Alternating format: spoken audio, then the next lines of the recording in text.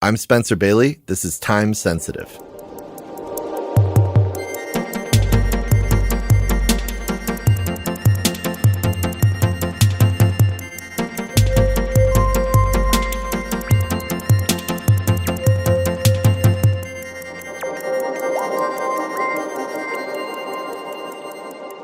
Hey everyone, this week on the podcast, I'm joined in the studio by Helen Molesworth, a curator of contemporary art and the former chief curator at the Museum of Contemporary Art in Los Angeles.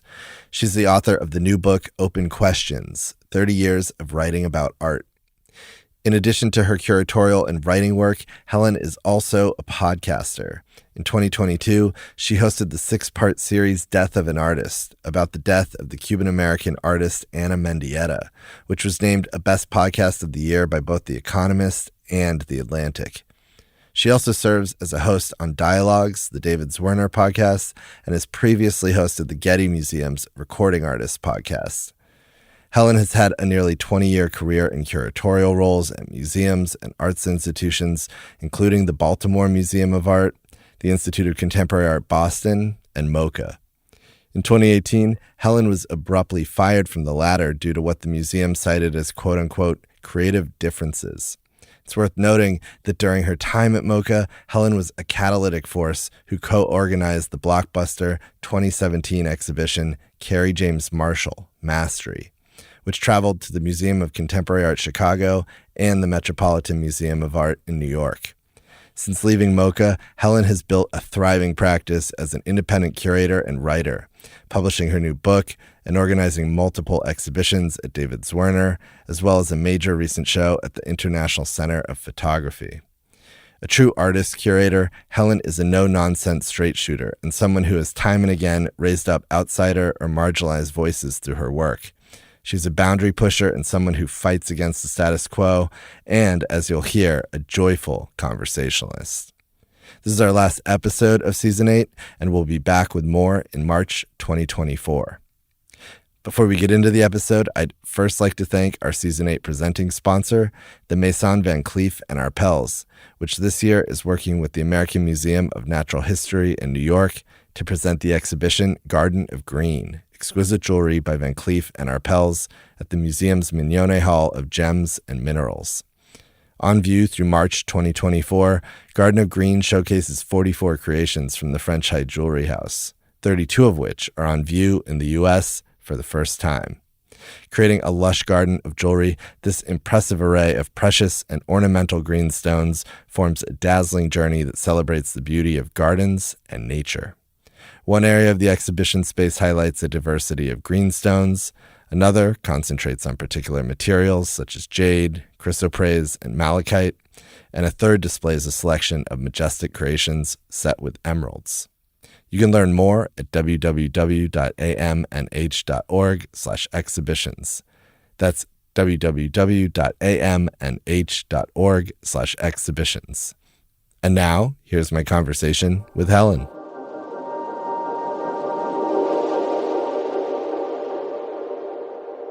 Hi, Helen. Welcome to Time Sensitive. Hi, Spencer. Thanks for having me.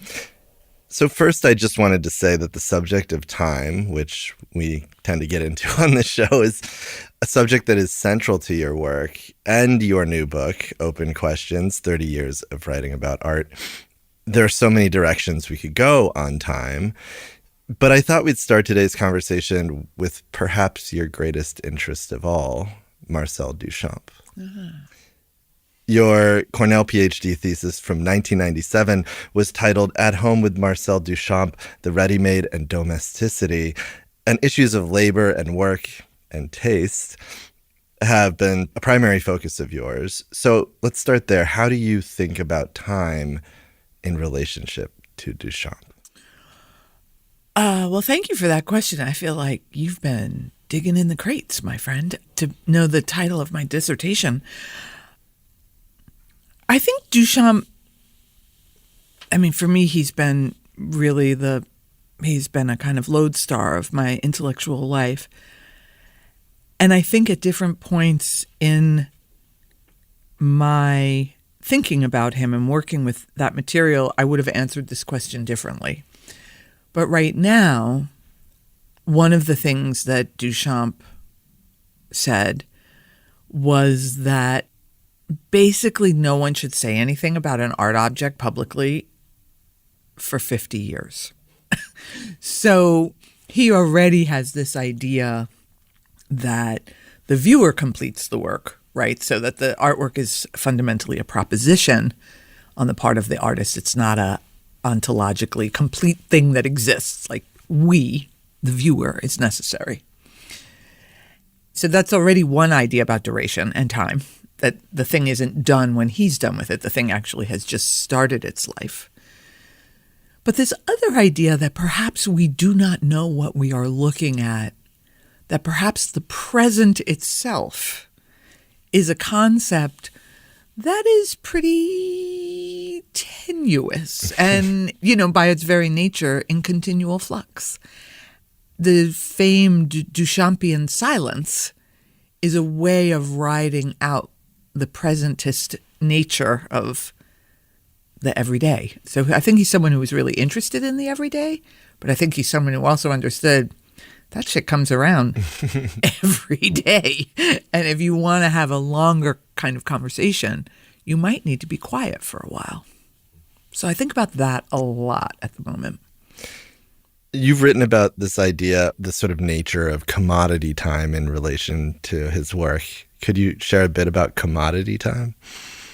Sure. Well, I think commodity time's a really fast time, right? I mean, there are different versions of commodity time because there's also there's the time it takes to make that commodity. And now I think we don't think about that. We think about where commodities are made. Asia, the fact that our phones are made potentially by child slaves, things like that.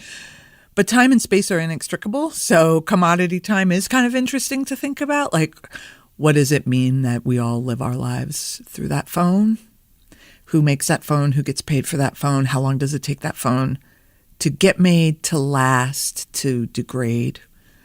So there's that kind of commodity time. But I think when I talk about commodity time in art, what I'm talking about is it's a way for me to distinguish the slowness of art and the speed of the commodity. I think that's what I'm doing when I have a phrase like commodity time. How would you apply that to Duchamp? Well, I think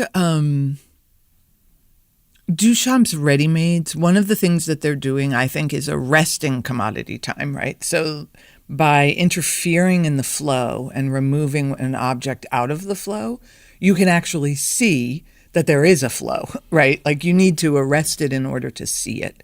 In that regard, the commodity is a bit like water, right? It's always sort of seeking its own level and it's always changing. But the other thing I think that Duchamp, and I don't know if he understood this about the ready-made, but of course now the ready-made is a historical artifact. Like we don't use bottle racks anymore. Like we don't dry our wine bottles on a bottle rack in the kitchen. So there's also something now about the ready-made as a kind of antiquated thing. And I don't fully understand, or I'm not sure if Duchamp fully understood is the better way to say it, I guess, that was going to happen, that bottle rack was going to look so antiquated. Because right now, like, there's all this stuff on this table in front of us, and I could say, oh, that coffee mug's going to make it. Like, we're not going to stop drinking coffee out of mugs that look like that. But maybe in 50 years or 100 years, that coffee mug would look very 2023 in a way that you and I can't accept that it's a 2023 time marker right now. I love that. Getting more personal, how do you think about the time you've spent yourself digging into, studying, reading, and writing about and engaging in Duchamp's work?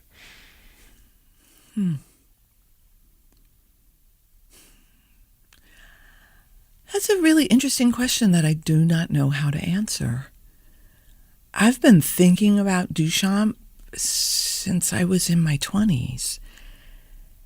So part of what I hear in the question is like, how does it feel to be 57? Not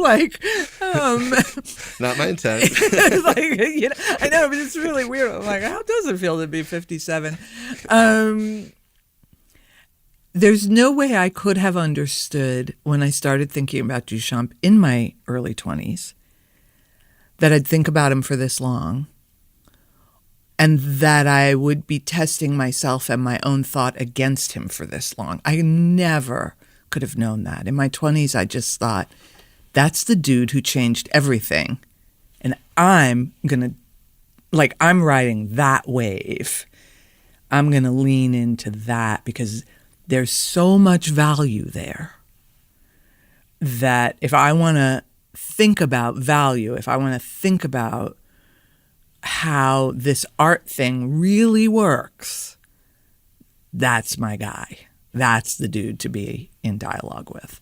So it had a bit of bellicose or bravado in it. It had a bit of the arrogance of a 21-year-old, But there is something beautiful to this sort of Duchamp as lens idea. Yeah. I mean, the thing is, I only know that now. I did not know that was what was going to happen in the beginning.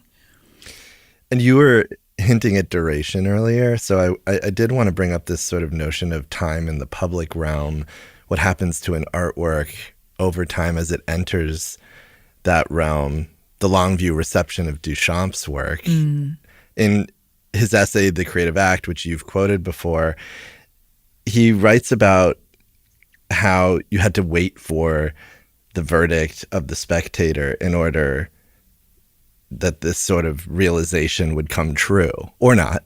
Right. And, in the introduction to your book, Open Questions, you write, another way of thinking about art's futurity is to wonder whether the object in question can withstand the pressure of time travel. I was hoping maybe you'd elaborate a little bit on this time travel element and in the context of duration and maybe even like Duchamp's urinal as an example. Well, I came up with the time travel idea when I was working in museums. That's really my experience of curatorial work, and even more specifically, my experience of making acquisitions of contemporary art for museums. That just was a total mindfuck for me because that's the show. Like, that's prime time. That's like the NBA All-Stars. Like, you can't mess around there. And the competition is fierce. So, like, what you buy, like what you actually use money for to buy, to enter into a museum, I just thought that was like work of the highest order and it needed to be treated very, very seriously. And the reason it needed to be treated seriously was because the promise, executed or not, is that once you take that thing into the museum, you forever alter its status. It's no longer a commodity. It's a full-blown art object removed from the flow of the commodity, and it's going to be there forever. The museum promises to take care of that forever. So what the fuck does that mean? So time travel became interesting for me to think about because I thought, I'm not buying this for today. I'm actually buying this for 100 years from now. When I ask, can it withstand the time travel, one of the things I'm trying to figure out there, and of course this is all a thought experiment, it's impossible to know, but can the thing I'm buying withstand not only the pressures of this moment, the pressures of the past as we understand this moment through the lens of the past? Does it give us a version of the past and the present that has some sense of looking forward? Like, does this object understand that who sees it today is going to think one thing, but who sees it 100 years from now is going to think something else? Does it have enough stuff? Does it have enough mortar keeping the bricks together conceptually to move forward? And that became a game I would play with myself, not only when I was buying things for museums, but also when I would go to museums and look at the old stuff. When I was trying to figure out, like, why is this picture riveting, but that room of pictures I literally sleptwalk through? what is happening, right? That some of these pictures feel a little dead on arrival, and some of them are making me cry, right? They're that present that they're making me cry. And I just started to wonder, like, well, is there something about Manet's project, for instance, because the Manet Degas show is up right now in New York? Why do those paintings feel so alive? And like the Corot pictures of cows in a landscape, not so much. And so that became a way also of thinking, like, what is a picture doing? What is it saying? What is the criteria for the viewer's competency to like look at that picture and understand, oh yeah, you've got legs. And you're a picture of what it was like in 1890 to look out in a bucolic field. It's not bad. It's just not maybe making your heart sing or making your synapses fire in your brain. Do you think Duchamp knew the endurance of the urinal, that it would be what it is today? I do, because I think that's why he made it so many different times. I think he understood that for himself as a concept, he'd probably figured out everything he needed to figure out about it in 1917. But I do think he understood that if there wasn't a thing, an actual object, that it wasn't going to hold. So hence he goes out and buys one in the 50s for the Sidney Janis show. And then, I think that's one of the reasons he lets the ready-mades be remade by Arturo Schwartz in the 60s in an edition of 10 or 12 or 13, depending on what literature you believe about the Arturo Schwartz edition. I'd like to transition to an essay you wrote 20 years ago for your work ethic exhibition at the Baltimore Museum of Art. In it, you write that Duchamp, quote, helped liberate artists from conventional modes of working, contributing to a climate that permitted and rewarded an increasingly porous idea of art's possibilities. And you go on to reference things like the rise of the MFA of the artist, Frank Stella's executive model in which other people are making the work, John Baldessari's presentation of himself as a 9-to-5 artist. It seems like much of what interested you in this was this rise of clock time, industrialization, capitalism, and of course, the sort of professional class. Is that how you see it? Well, it's funny listening to you talk about that essay from 20 years ago. One of the things that strikes me the most is I wrote that essay at the moment when I was being inculcated as a member of a professional class. Like, that essay, I think, has so much to do with my own move from graduate school into a professional arena, the professionalization of the identity of curator, the professionalization of myself as a feminist in the workplace. These were all things that I was grappling with when I was writing that essay. So, I mean, I stand by that essay. I do think that Duchamp's ready-made really does crack open the carapace of what artistic labor is. And I think the reception of the neo-avant-garde in the States, which is really when, as Hal Foster says, Duchamp becomes Duchampian in the 50s in his reception in the States, that is a moment of profound change in our labor arrangements in the United States, both for women's labor, for a move from a manufacturing economy to a service economy to an information economy.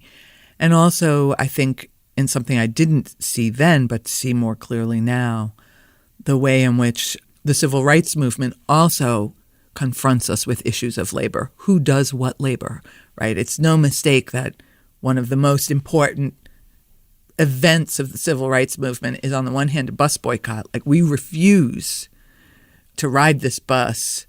We refuse to play our role as consumers. So there's boycott. But then also there's the sanitation strike, when predominantly Black men make a poster that say, "I am a man," just to to establish their basic fundamental human existence in a culture that hadn't afforded them that. They're doing so in the context of a labor strike, right? So like the change in labor in the post-war period of the 20th century in the States is profound. And I think Duchamp is an incredible way to, like, as you said before, like he's a lens through which you can see some of that stuff more clearly. I want to totally flip this to the subject of idleness, which you write about in the book. And it's beautiful. You get into the subject by writing, idleness is a utopic anti-capitalist state. What is idleness if not only legitimate resistance to a system that literally forces you to sell your time? Yeah, I'm obsessed with laziness and idleness and not working. And again, I think that those things are very personal. Like I have a hard time still knowing whether or not I've done enough work. When does it end? When does it end? What's enough? What's enough?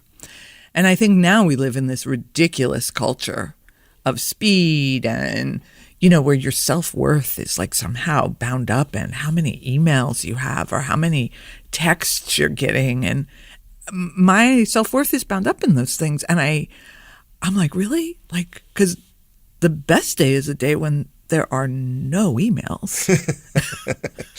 And yet that's a day I'm like, oh, snap. Like, oh, shit. Is it over? You know, like, is this it?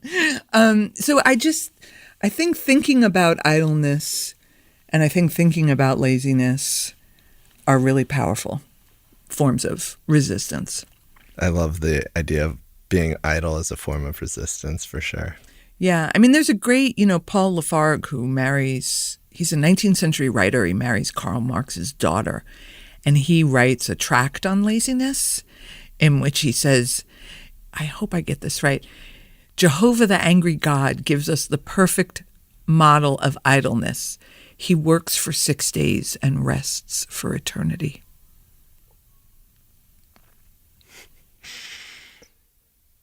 There's one more essay I wanted to bring up in the book that gets at time. Perhaps it's the one that's most explicitly about time. It's Doris Salcedo, Ready-Made Time.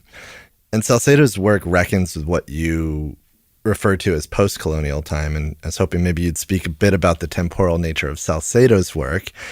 And you kind of contrast it in the essay with Duchamp, so it's sort of interesting. Well, I think Salcedo's sense of time, and I say this with, I hope, sensitivity and circumspection, since I have never experienced the kind of time I think Salcedo's work is dealing with. And that is the time of cultural grief, political rupture, the kind of time that people have to confront whose loved ones have disappeared in the night. I don't know about that kind of time. But I bet it's really, really devastating. And I bet it's a kind of obliteration of time. I bet it's an agonizing sense of permanence.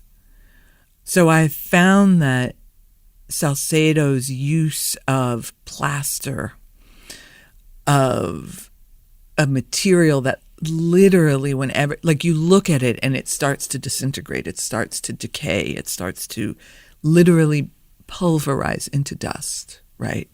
And she knows this. I mean, Salcedo is, I think she's one of those artists who's like very in control. So she knows that one day someone's going to say the plaster's turning to dust and that, ashes to ashes, dust to dust is going to reverberate in the mind of an English-speaking person. I mean, I think she's like really quite masterful in that way.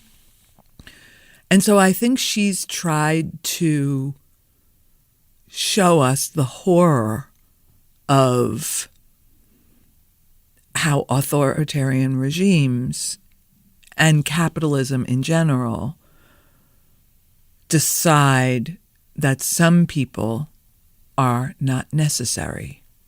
some objects can become obsolescent. And she, I think, really, I never know how to pronounce this word. It's a word I like on the page. Limbs, L-I-M-N-S. How do you say that? Limbs. It doesn't make any sense when you say it out loud. It's so beautiful when you see it on the page.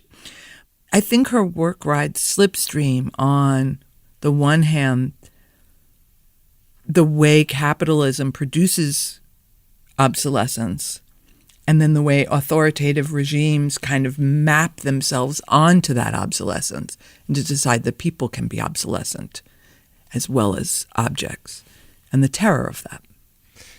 And for the listeners who don't know Salcedo's work, I feel like we should bring up her Turbine Hall installation at the Tate Modern, which is this extraordinarily simple but actually incredibly complex installation, a crack basically running the length of the hall. On the floor, just a crack in the floor that on the one hand looks like a crack on the floor until you look at it and you realize, well, this actually doesn't make any sense. And then you learn slowly by looking, but also by reading, that she makes a crack in the floor, like digs out the crack in the floor, and then inserts a crack into the floor so that every aspect of how that thing looks is completely under her control. There's no accidents in Salcedo, which is interesting to think about because, of course, she's someone who deals with the capriciousness of violence, like the way in which violence can happen at any time to anyone. And yet the work itself has no accident in it. And just the simple metaphor of this crack running through the middle of this institution. And that is the crack that,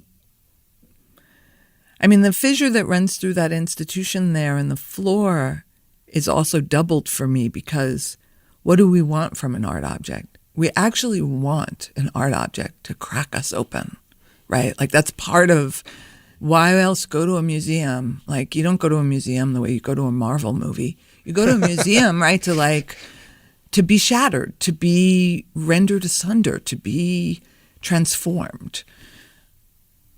Salcedo will do that to you. This is such a nice segue because I wanted to ask you about what we could maybe call museum time here. And, there are museums like the Met and the Art Institute of Chicago that have this sort of linear timeline, or that's what they would like to project anyway. But as you've pointed out, that's not how time works. So, like Robert Smithson's Spiral Jetty, time is this circular, cyclical thing. It curves. It constantly bends back on itself. You've looked to create in the context of the museum what you've called, quote, a funky space of time, which we could mean as feminist time, queer time, etc. So let's unpack this sort of notion of museum time as you see it, and what do you think can be done to shake this up in the 21st century? Well, the museum is an Enlightenment institution, and our Enlightenment siblings really believed in rational linear time in which, the old sawhorse goes, as we move forward in time, we get better progress. We all know that that's a story that kind of runs aground. And then one of the places it runs aground is in World War II. I do think there's something about the dropping of the atom bomb that on the one hand obliterates a previous notion of progressive time. Like, really? Like, that's progress? Like, that's hard to stomach. And genocidal time. Right? Like that all of that rationality could ultimately be brought to bear on the genocide and the elimination of one group of people, the Jews. So time and progress, it seems to me, they have a really you're going to be hard pressed to just believe in that in the wake of World War II. And I think artists start to realize this is not something we can sign on to. We have to figure out a different relationship to time. Museums did not get the same memo that the artists got. Now, maybe that's okay, because maybe the role of museums in our culture is to be slow. And this is an idea I get from the artist Josiah McElhaney, who one day, standing on Michigan Avenue, waiting for a cab, it was bitter cold at night after an Art World kind of dinner thing. And we were both probably a little drunk. I think I still drank at the time. He flung his arms open and looked at the Art Institute of Chicago and said, "Look at it," he said. "It's a machine for slowness." And I thought that is the most beautiful way of thinking about the museum, that maybe that's its role now, is in fact to be slow in a culture that has lost its mind on speed. Now, I say that as someone who no longer works in a museum, so I don't have to have my frustration at that slowness. Now I can be a little more romantic about that slowness. So one version of museum time is, I think, to be slow. It is to hold things in the public trust so that we can have them when we need them. We don't need everything in the museum all the time. We need some things now. So it seems to me the problem with the museum is, do we have the right folks working at the museums that help us know what we need from storage? I think one of the problems with my museum colleagues, and I think I fell prey to this as well, is we were so busy adding that we stopped looking in storage. What do I need? We stopped treating storage like we would treat a pantry and a kitchen. I'm hungry. What is there to eat? What do I need to make out of this pantry? Instead, we all take out all the time. That is such a good metaphor.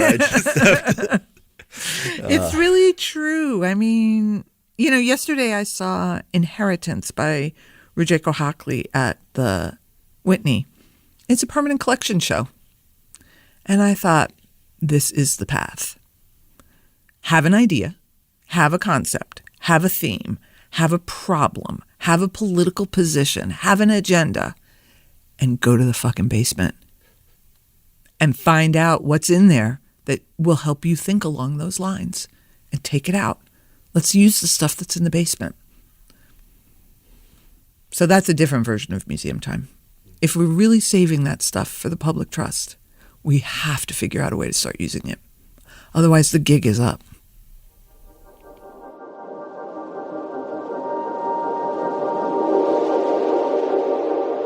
Hey everyone, taking a quick break here to tell you a little bit about our Season 8 presenting sponsor, the Maison Van Cleef & Arpels, which this year is working with the American Museum of Natural History in New York to present the exhibition Garden of Green, Exquisite Jewelry by Van Cleef & Arpels at the museum's Mignone Hall of Gems and Minerals.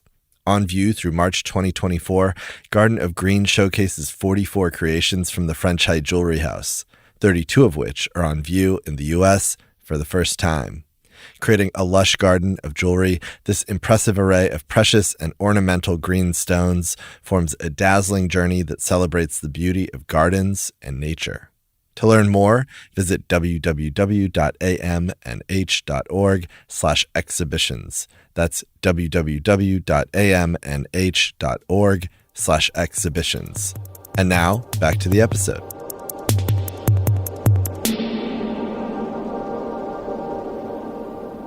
Let's circle back to your life, your early upbringing in Queens. You were raised by a textile artist's mother and an English professor father. Sounds like an ideal parental situation in some ways. There were parts. I was very lucky. I was raised by people who loved culture. So my access to culture was assured. And I was also raised in Queens in GI post-war housing, and I went to public school. I've said this often, but I like to say it because I believe it. Every teacher I had, from the first grade to the sixth grade, let us know in no uncertain terms that the city of New York belonged to us, that the Metropolitan Museum of Art belonged to us, that Central Park belonged to us, that Lincoln Center belonged to us, that the New York Times belonged to us. It was an amazing experiment, and I encourage it. What are some of your earliest art memories? Something you saw, something you experienced? You know, I'm really fortunate. I have a lot of them. I remember as a kid being taken to see an Al Hirschfeld cartoon show. And I don't know if your listener, some people might not know who Al Hirschfeld was, but he was a New Yorker cartoonist. And he had this trick. He had a daughter named Nina. And he would put her name into the drawing. And then when he signed his name in the drawing, there would be a number next to it. So it'd be like Al Hirschfeld 6. And that meant there were 6 Ninas in the drawing. And as a kid, like, I just thought this was like the bee's knees, man. You know, first off, you had a dad who loved his daughter so much that he's putting her name in the drawing. Second, there's this game, you know, find. So it was a way of looking very carefully. And I think it was partly training me to look very carefully. And then there's this idea that there's a secret, but there's a clue. And in many ways, I think that this kind of, you know, very early experience of looking actually kind of shaped me. I mean, it sounds like an ideal way of learning how to look. Exactly. Right. It's suffused with love, pleasure, and curiosity. Right. And you went on to study art, State University of New York at Albany. You entered the Whitney Museum's Independent Study Program, and as I mentioned earlier, got your PhD from Cornell, beginning this long 20-plus year career in museums.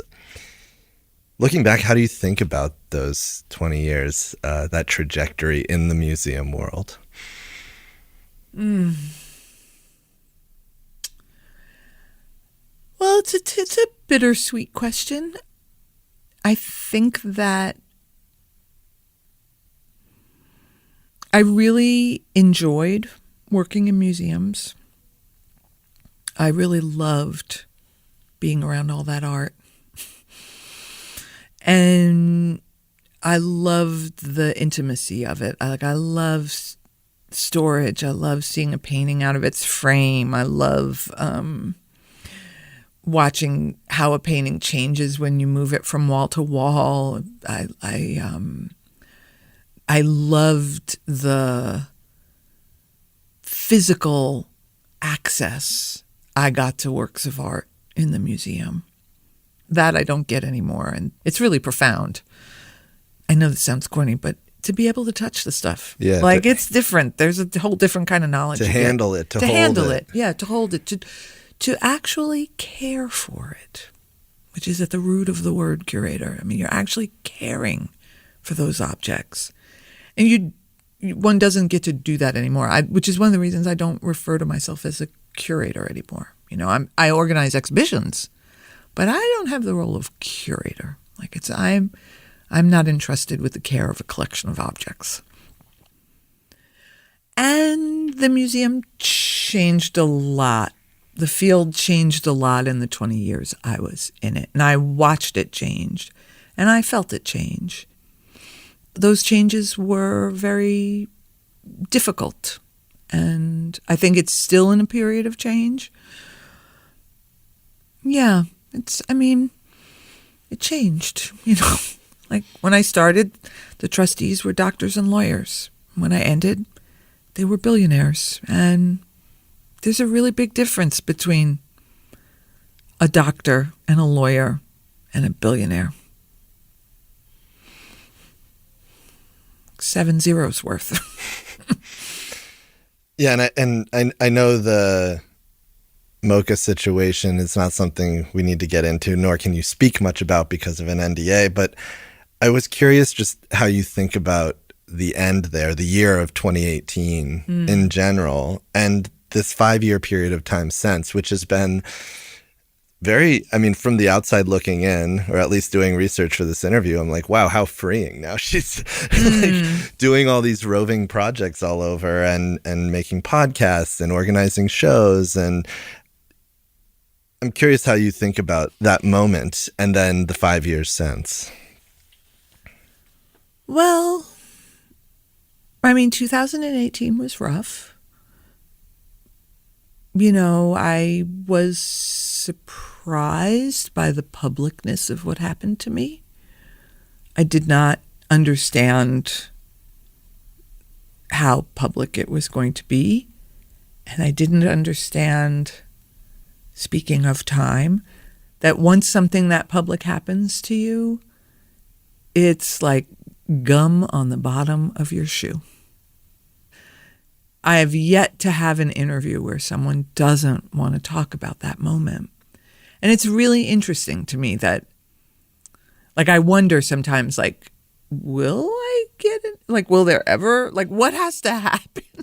You know what I mean? What needs to happen for that not to be part of my quote unquote story?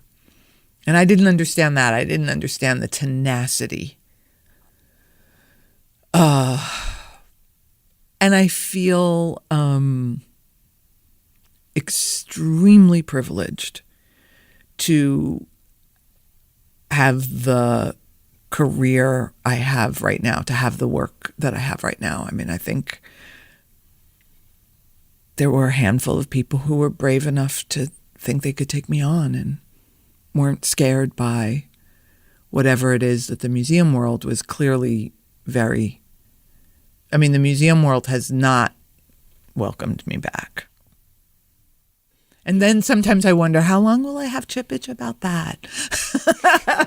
Well, you were very much what you could call an artist curator. Yeah. And I think in a way there was a power in that, this collective of artists who really loved you. Yeah. Thank you for saying that, because of course that was the ultimate. I was only ever interested in the approbation of artists. If a museum director thought I was good or smart, great. But my arrogance was bound up in artists. I didn't care what a lot of people thought, but I cared a great deal what artists thought about me. I found it interesting to learn that as you were leaving, actually after you had left and sort of in that moment, you were organizing a show titled One Day at a Time. Well, One Day at a Time was a show about Manny Farber and termite art. And One Day at a Time was supposed to be the show that would open on whatever that day was in October. And then in my mind, the next day, I was going to quit. I was done. It was my goodbye to all this show. So I got to have my goodbye to all this show, which is really nice. I've always been someone who planned ahead. And it would have been a very different departure, obviously. I had hoped to slink away. For everybody who knows me knows I'm at a party. I am the queen of the Irish goodbye. I had hoped to slink away. I had not really desired my exit to be so public. But I was done. I was out of gas. I couldn't do it anymore. And then you leave, and then literally one day at a time, you kind of rebuild and create this new sort of existence for yourself. Yeah. Tell me about that, those years since. Well, the years since have been really interesting. They allowed me to reconnect with my writing, which was super important for me.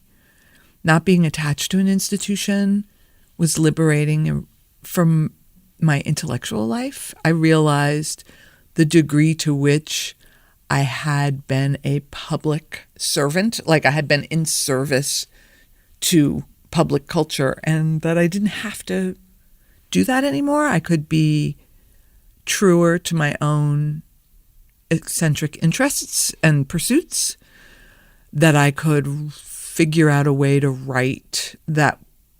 I didn't have to have any of those institutional players in my head. I didn't have to think about things going out under an imprint that wasn't just me. So that was all very liberating. I got a lot of my time back. That meant that I could think about, like, what was I good at? What was I bad at? What should I not do? What wasn't good for my ego? Things like that. So it was actually a period, I'm loath to use this phrase, but it is true, of great personal growth.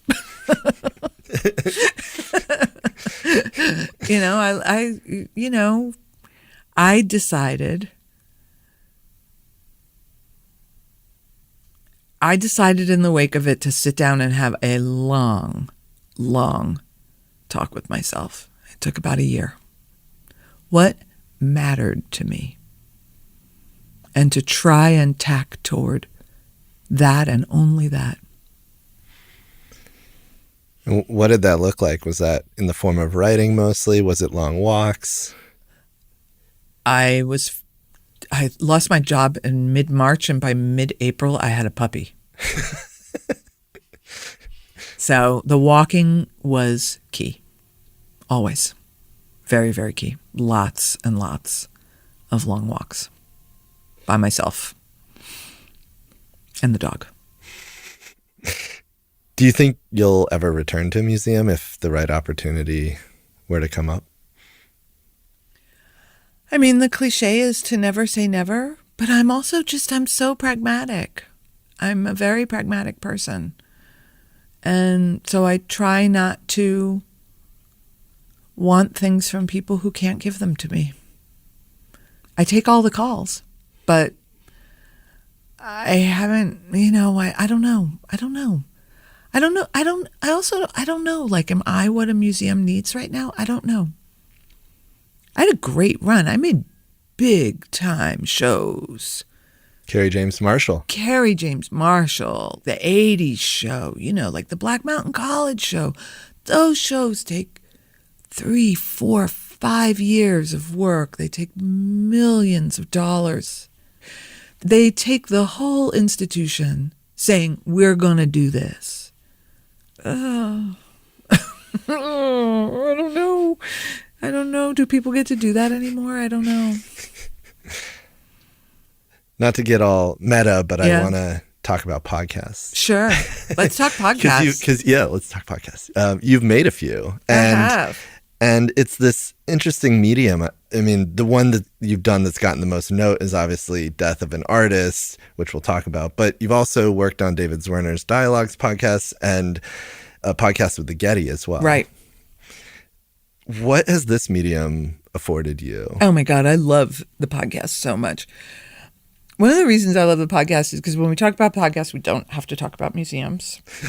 And it feels like an enormous space of freedom. I grew up listening to the radio. I was a AM radio kid. I love the radio.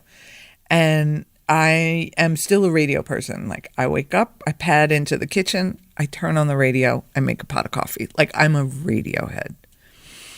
So in some ways, podcasting to me doesn't feel like a new medium. I just feel like I'm doing radio. I love being read to. I love being told a story. And in turn, I like telling people stories, and I like reading to people. I like the intimacy of it. I also like the performance of it, because I'm a performative person. And I feel that the podcast is a performance. I have a podcast voice. I have a podcast speed. I have a podcast tempo. I have a podcast modality, so to speak. It's cadence. Cadence. I think I've learned a lot about how to write for the ear rather than write for someone who's just sitting and reading in the book. All of that's been wildly exciting to me. And the other thing it let me do was, okay, so I'm a total believer in art. I'm an art missionary, and I done been kicked out of the church. Been kicked out of the church. There is no room for me in the big house. What am I going to do? Well, I'm going to do the thing that costs the least amount of money, that I can carry with me on my back, that I can do on my own. Now, obviously, I don't do it on my own. As you know, like there's always a producer and an editor and, you know, a sound person and all that kind of stuff. But there was something about this, like, I got my questions in my notebook, you know, like that really, the autonomy of it after being a curator, after having to work with a big team and a lot of people and pull a lot of people over the finish line with you. Like, you don't have to do that in the podcast. You can be so much more nimble, and you can go down some rabbit holes and tell people a story about art. You know, tell people a story. Because if you tell people a story about art, you're really telling them a story about what you believe in. You're telling them a story about what you love and how you see the world. And I love that. I just love it. And with Death of an Artist, you managed to merge these two sort of areas of podcasting, true crime. I know. And the kind of work you were doing on the Getty podcast, which is this art interview, deep dive in one. Yeah. The Getty podcast I really love because I really miss smart talk. Like, what I want is an art talk show. Like, I want to be Dick Cavett. You know what I mean? Like, I'm very clear on that. I'm very clear about my aspirations. I really think that there is a space in the culture where people want to listen to people have interesting dialogue so that they themselves can have an interesting dialogue. Like, that's what we're doing. And at the end of the day, a good conversation is worth a great, great deal and is wildly transformative and powerful. And so that's the space I'm trying to write myself into. So I kind of feel like the true crime part of the Ana Mendieta podcast was a Trojan horse. Very early on, we realized we were not going to crack a cold case.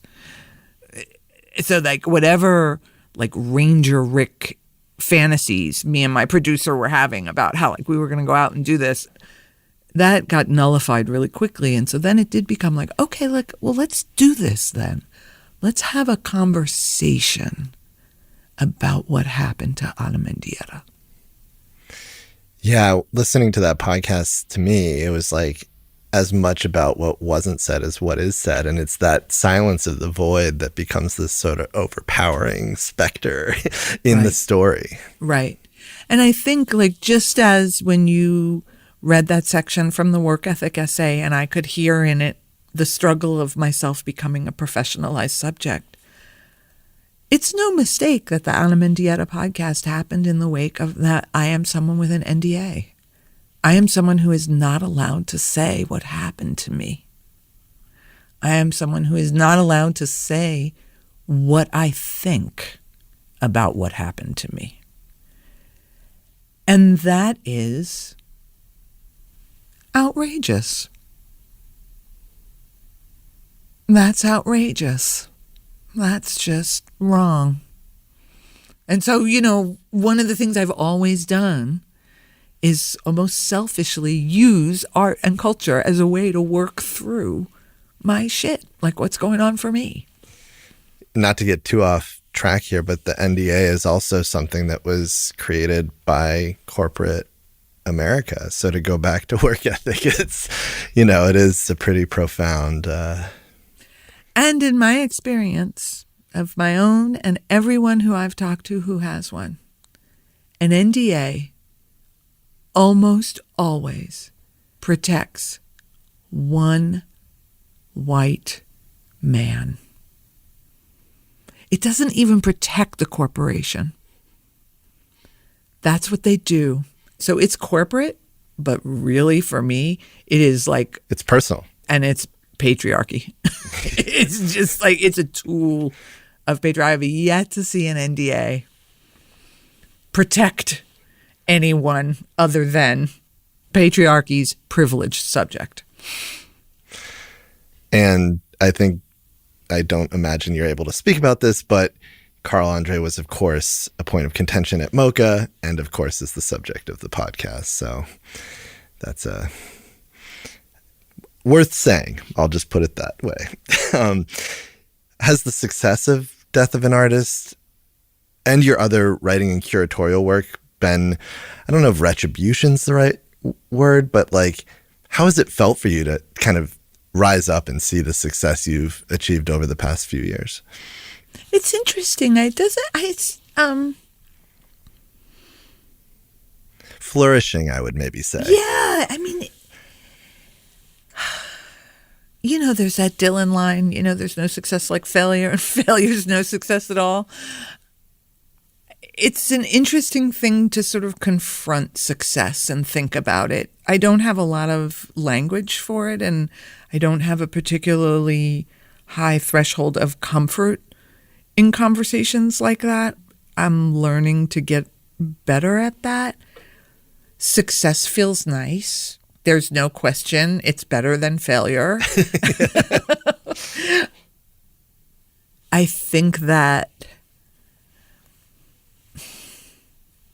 yesterday I went to the Whitney, and in the elevator, a young person, a young man, Black American, maybe in his late 20s, early 30s, turned to me and said, "You look really familiar. You're that famous curator, aren't you?" And I looked at him and I said, "Well, I don't know." I said, "My name's Helen. What's your name?" And he told me his name. And then we proceeded to keep encountering each other throughout the galleries, and we kept talking.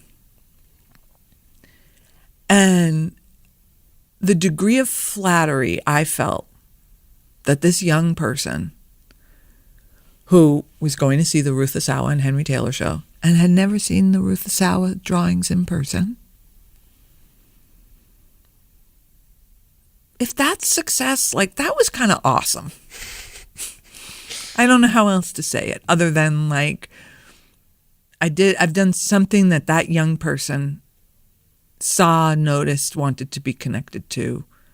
And what it meant was that I got to hear his sense of seeing Ruth Asawa's drawings for the first time. Yeah, it was kind of amazing. So, like, when it happens like that, it feels really so powerful. And the gratitude and bewilderment I have about it is they're in equal measure. Like, I don't know how to process it. And it's interesting to think that there's some people who know your writing. There's some people who know your curatorial work. Yes. There's some people who know the MoCA fiasco. There's some people who know Death of an Artist. Yep. So now you're like the podcaster.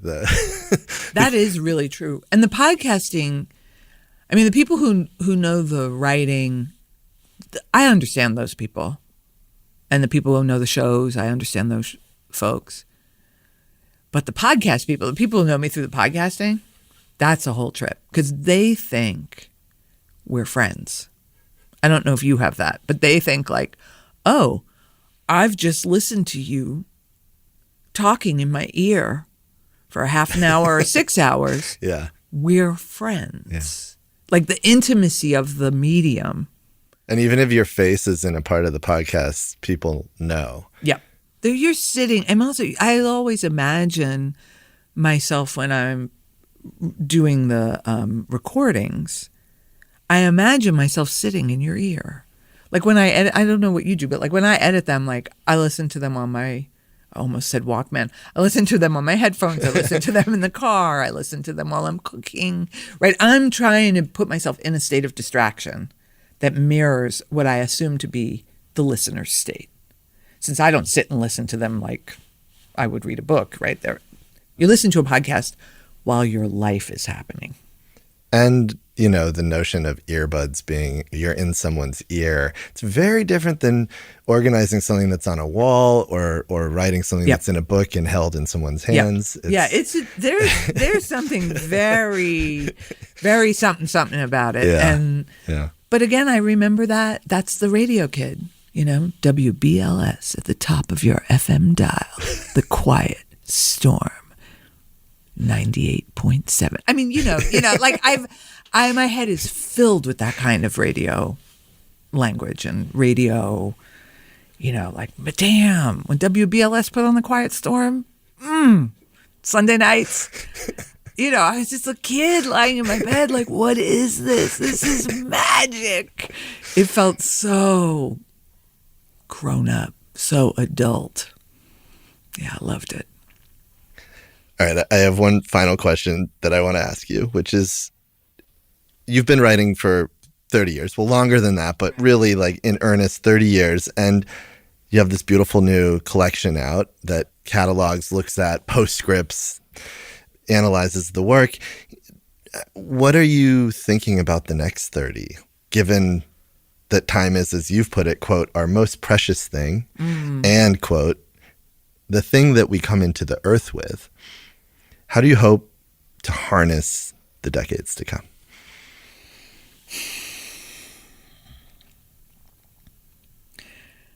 Well, I suppose everybody hits this point. Every human hits this point where you wake up and you realize there are fewer years ahead than there are behind. I am 57. Like, when I say I'm middle-aged, people are like, oh, no, you're not middle-aged. I'm like, bitch, I'm middle-aged. I'm 57. Like, I figure I got like 13 really good years. And if I keep it together, maybe 23, maybe 70 to 80. So I got 13 years. So one of the things that means is that now, like when people ask me to write, I think, do I want to write this? Not, do I need the money? Do I want to be seen? Do I want my name attached to this? You know what I mean? It's just like the question is way more basic at the moment. Like, I know how much time that's going to take, and do I want to spend that time doing this? But that's really interesting. That's new. My ego's always been way more involved. Oh, I'd love to do that. Oh my God, they asked me. Oh, all that kind of stuff. I get all jazzed because I want to be loved, right? I want to be in the conversation. So I feel like I have a book in me. I know the title. I know some of the outlines, and I don't know a lot. And the task will be to, because I'm not a writer. Like, I'm not going to get an advance. No one is going to say, here is this money, go and write that book for the next 5 years. We got you. Like, that's not going to happen. So I need to figure out how to write that book, which is, I think, probably different than writing 30 years of essays and then you choose, the best 24 for the project or for the moment. Books require, I think, a different kind of headspace. I got to figure out how to do that. Well, you've said you always wanted to be viewed as a writer first, and you've rearranged your life to do that, yeah. I think. I mean, that's the dream now, is that, I would be a writer first. Helen, thank you. This was a pleasure. Thank you so much, Spencer. Thank you for all those great questions and for reading so many of the essays. Thanks.